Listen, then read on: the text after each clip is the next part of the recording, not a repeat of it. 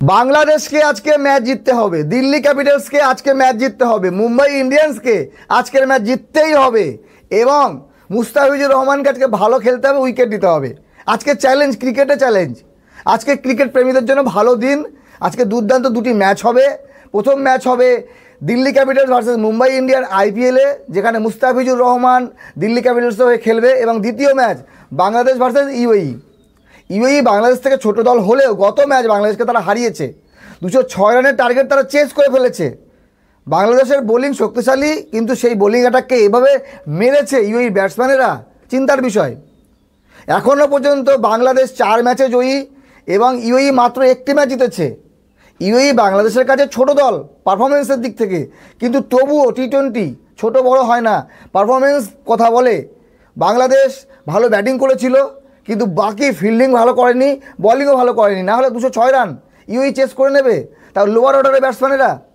তো আজকে যদি বাংলাদেশকে সিরিজ জিততে হয়, যদি লজ্জার হাত থেকে বাঁচতে হয়, তাহলে অবশ্যই আজকের ম্যাচ জিততে হবে। এই মুহূর্তে সিরিজ 1-1 ড্র, ফাইনাল ম্যাচ। আর ইউএই চাইবে ভাই, ঘরের মাটি, আমাদের ঘরের মাটি থেকে বাংলাদেশ সিরিজ নিয়ে যাবে, আমরা জিতব। যদিও ইউএইর মাটিতে খেলা দল ইউএই, কিন্তু প্লেয়ার তো ইউএইর না, প্লেয়ারগুলো সব পাকিস্তানের আর ভারতের মিলেমিশে বাংলাদেশের সঙ্গে খেলা। বলতেই পারেন যে বাংলাদেশ এবং পাকিস্তান ও ইন্ডিয়ার খেলা হচ্ছে।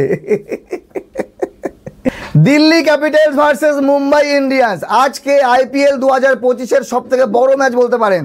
আজকে প্লে অফে যাওয়ার লড়াই, প্রথম ম্যাচ। আজকে যদি দিল্লি ক্যাপিটালস হেরে যায় তাহলে প্লে অফ থেকে বেরিয়ে যাবে, কারণ দিল্লি ক্যাপিটালসের পয়েন্ট 13, মুম্বাই ইন্ডিয়ান্সের 14। আজকে মুম্বাই জিতলে মুম্বাইয়ের পয়েন্ট হবে 16, আর দিল্লি হেরে গেলে তো 13 থাকবে। এর পরের ম্যাচ মুম্বাই হারলেও কি, দিল্লি জিতলেও কি, প্লে অফে মুম্বাই ইন্ডিয়ান্স যাবে। দিল্লিকে অবশ্যই পরপর 2টি ম্যাচ জিততে হবে এবং মুম্বাইকে 2টি ম্যাচ হারতে হবে, তাহলে দিল্লি প্লে অফে যাবে।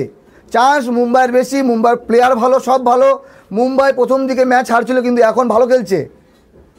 এইবার হলো আজকের চ্যালেঞ্জ মুস্তাফিজুর রহমানের জন্য, কারণ সবার নজর মুস্তাফিজুরের দিকে। প্রথমত বাংলাদেশি ক্রিকেটার, বাংলাদেশের প্রত্যেক জনগণ আশা নিয়ে বসে আছে মুস্তাফিজুর রহমান ভালো খেলবে, আমরা বাংলাদেশি জনগণ প্রাউড ফিল করব যে আমাদের বাংলাদেশের ক্রিকেটার ভালো খেলছে, এটা একটা। দ্বিতীয় হচ্ছে মুস্তাফিজুর রহমানকে 6 কোটি টাকায় এমার্জেন্সি সময় নিয়েছে এবং মুস্তাফিজুর রহমানকে প্লেইং ইলেভেনে রাখা হবে, খেলানো হবে। অবশ্যই চাইবে 1-2 উইকেট নিয়ে কমসে কম শুরুটা ভালো করে দিতে। পাওয়ার প্লেতে যদি 1 উইকেট 2 উইকেট নিতে পারে তাহলে সাকসেস। কিন্তু গত ম্যাচে মুস্তাফিজুর রহমান 1 উইকেটও নেয়নি, 3 ওভারে দিয়েছিল 24 রান, কিন্তু সমালোচনা হয়নি, কিছু লোক করবেই, কারণ দিল্লি ক্যাপিটালস একটা প্লেয়ারকে আউট করতে পারেনি।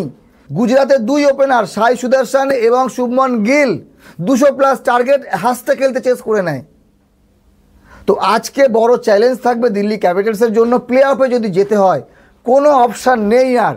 যদি দিল্লি ক্যাপিটালস গত ম্যাচ জিতে আসতো তাহলে এই মুহূর্তে 15 পয়েন্ট থাকতো, 4 নম্বরে থাকতো, কিন্তু এখন কোনো অপশান নেই, ম্যাচ জিততে হবে। বাকি আগামী ম্যাচ দিল্লি ক্যাপিটালসের আছে পাঞ্জাবের সঙ্গে এবং মুম্বাইয়ের আছে পাঞ্জাবের সঙ্গে। পাঞ্জাবে 2টি ম্যাচ বাকি আছে। পাঞ্জাব এই মুহূর্তে আছে 3 নম্বরে। পাঞ্জাব কোয়ালিফাই করে গেছে। গুজরাট টাইটান্স টপে আছে এখন, আরসিবি 2 নম্বরে, পাঞ্জাব 3 নম্বরে। এবার এই 3টি দলের মধ্যে কোন 2টি দল কোয়ালিফায়ার 1 খেলবে, টপ 2-এ থাকবে, সেটার জন্য লড়াই। কিন্তু এরা 3টি দলই কোয়ালিফাই করে গেছে, কোয়ালিফাই করেনি মুম্বাই এবং দিল্লি। এই 2টি দলের মধ্যে যে কোনো একজন। তো আপনাদের কি মনে হয় কারা প্লে অফে যাবে, মুম্বাই ইন্ডিয়ান্স না দিল্লি ক্যাপিটালস? যদি টুর্নামেন্টের শুরু দেখি সেখানে দিল্লি টপে ছিল, দিল্লি প্রত্যেকটা ম্যাচ জিতছিল, টানা জিতে জিতে পয়েন্ট টেবিলে টপেই ছিল, মুম্বাই সবার নিচে ছিল। কিন্তু এই মুহূর্তে মুম্বাই 4 নম্বরে আছে।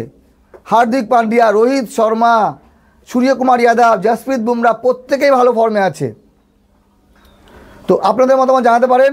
আজকে সত্যি মুস্তাফিজুর রহমানের জন্য অগ্নি পরীক্ষা বলতে পারেন। আজকে ভালো কিছু করুক।